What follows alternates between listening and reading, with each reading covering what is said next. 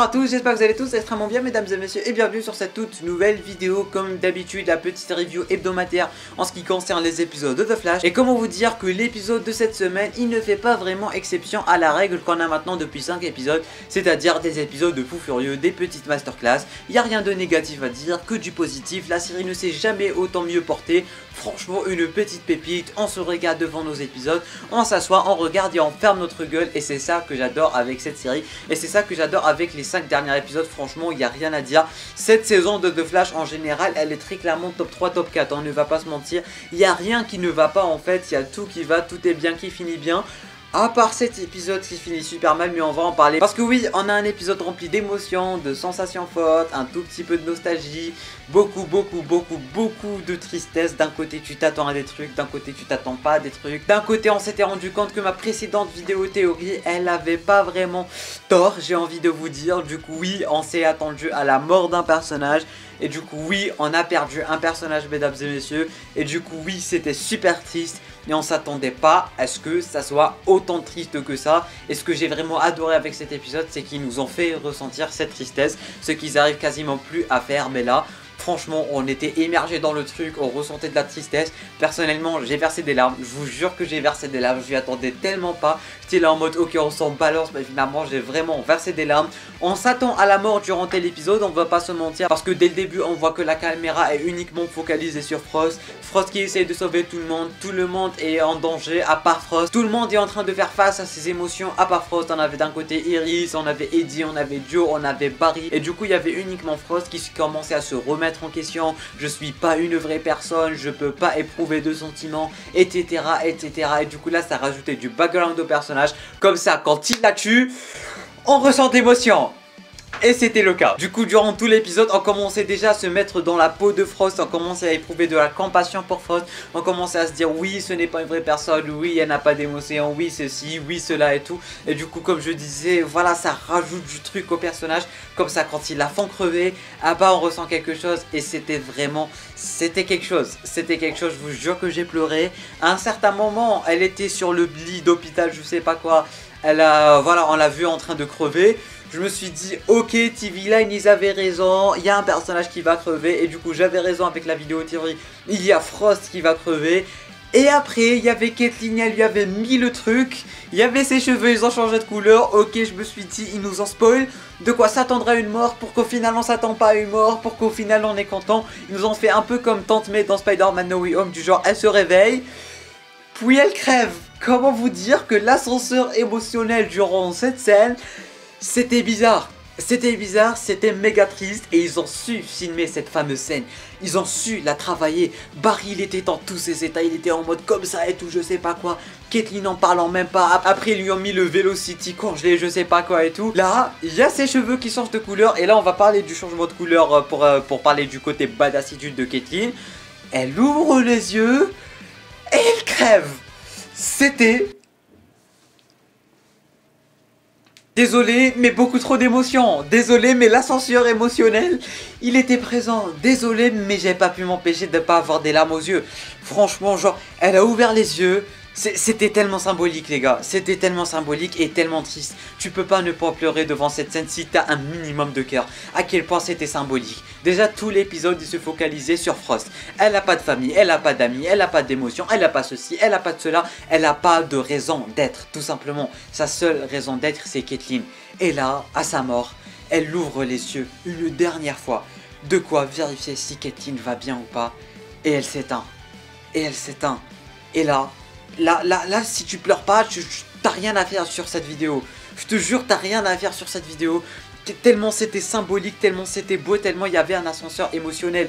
Tu vois, d'un côté, tu te dis peut-être qu'elle va pas crever. En fait, c'était les 5 dernières minutes, c'était comme ça. Parce que de base, elle arrête Deathstorm. Dès qu'elle arrête, on se dit tout est bien qui finit bien. TV Line nous ont menti, il n'y a pas de mort.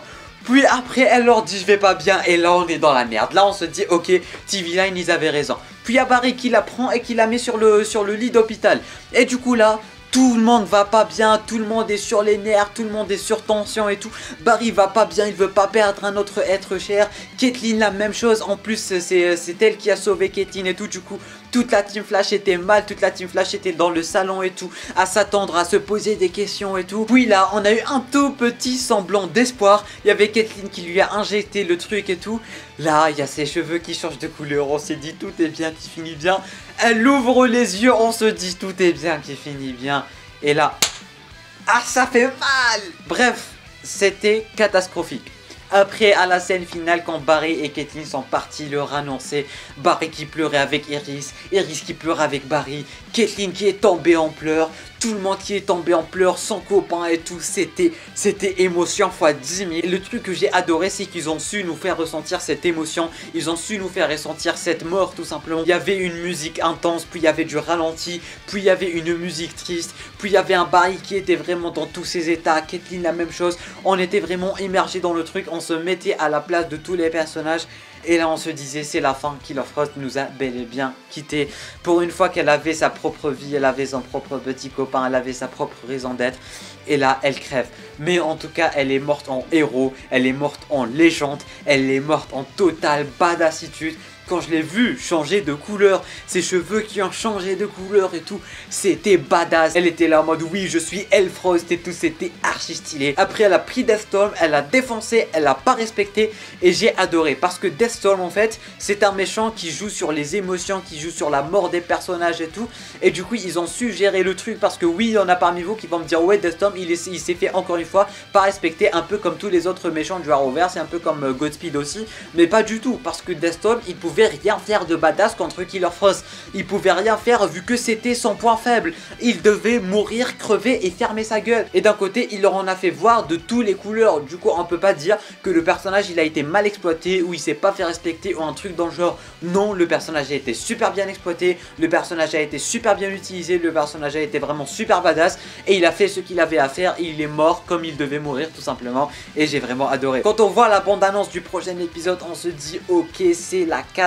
Parce que rien que la bande-annonce en fait elle te fait pleurer. Rien que la bande-annonce elle est super méga triste. Il y a les funérailles de Frost et tout. Laissez tomber, c'est un truc pas croyable. Et c'est là où on aura le tout nouveau méchant qui va apparaître, qui casse des bagnoles et tout, qui a un costume tout blanc qu'on avait déjà vu dans des photos de tournage. Mais lui on s'en fout pas mal. Mais vraiment là le prochain épisode on n'est pas prêt. Déjà rien que là les 5 dernières minutes de l'épisode c'était un truc de malade. On pleurait, on était mal, il y avait des émotions de partout. Alors là les funérailles les gars, les funérailles on va être défoncés, ils vont franchement nous casser en deux. Et rien que Frost, j'adore le personnage de Frost. Et c'est là où je me rends compte à quel point j'aimais cette série, à quel point c'est la première série que j'ai regardée et à quel point j'avais oublié à quel point je l'aimais. Je sais pas si vous voyez le délire. Et du coup là elle remonte directement dans mon estime et tout. Et franchement je suis archi content. Et d'un côté s'il fallait aussi parler de l'autre aspect de l'épisode, c'était vraiment super génial de ramener Eddie, de jouer sur les sentiments de personnages. Tester à Allegra qui était piégé dans une seule et même scène. Barry qui était vraiment au début il tenait le coup et tout, après elle a défoncé. Allez ton père, ta mère, ton Harrison Wells, ton HR, ton je sais pas quoi, ton Joe, ils lui ont montré vraiment toutes les morts qu'il connaissait.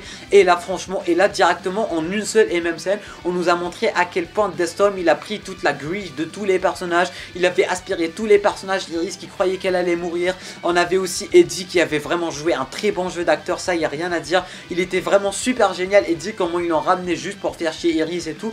Et franchement c'est ce que j'adore avec cette saison en général, parce que globalement dans d'autres séries tu te poses pas de questions quand il y a un personnage qui revient. Mais là avec le Arrowverse, quand on dit ce personnage va revenir ou lui il va pas revenir et tout, là tu te poses des questions parce qu'en général un personnage il crève, il revient plus. Mais là quand ils peuvent nous faire revenir des personnages juste pour ce genre de scène, juste pour des flashbacks, juste pour remettre en question un personnage et non pas uniquement utiliser des flashbacks qui ont été vraiment déjà tournés, ça c'est quelque chose, ça c'était archi stylé. La relation entre Jester et Allegra aussi elle était géniale. D'un côté on avait Sue et tout qui était un peu à la Ralph, qui cassait un peu les ambiances et tout. Ralph aussi on va en parler, Ralph il s'est pas du tout fait respecter Ralph et on ne parle plus jamais de lui.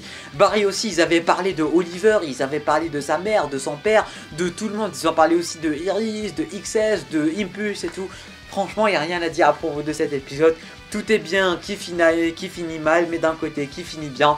Je pense qu'on va pas s'en remettre de la mort de Kill of Rose, je vais pas vous mentir. Surtout au prochain épisode, ça va vraiment être centré sur elle, sur son enterrement et tout. Bref, n'hésitez pas à me dire en bas dans les commentaires qu'est-ce que vous avez pensé de cet épisode. Est-ce que vous avez pleuré, est-ce que vous avez ressenti des émotions? Personnellement, j'étais vraiment out avec cet épisode et je l'ai vraiment adoré. Tu peux t'abonner à la chaîne YouTube ainsi qu'activer une notification en cliquant juste ici. Tu peux regarder une autre vidéo en cliquant juste là. Et moi je te dis à très bientôt pour une toute nouvelle vidéo. C'était Lamiad, portez-vous bien.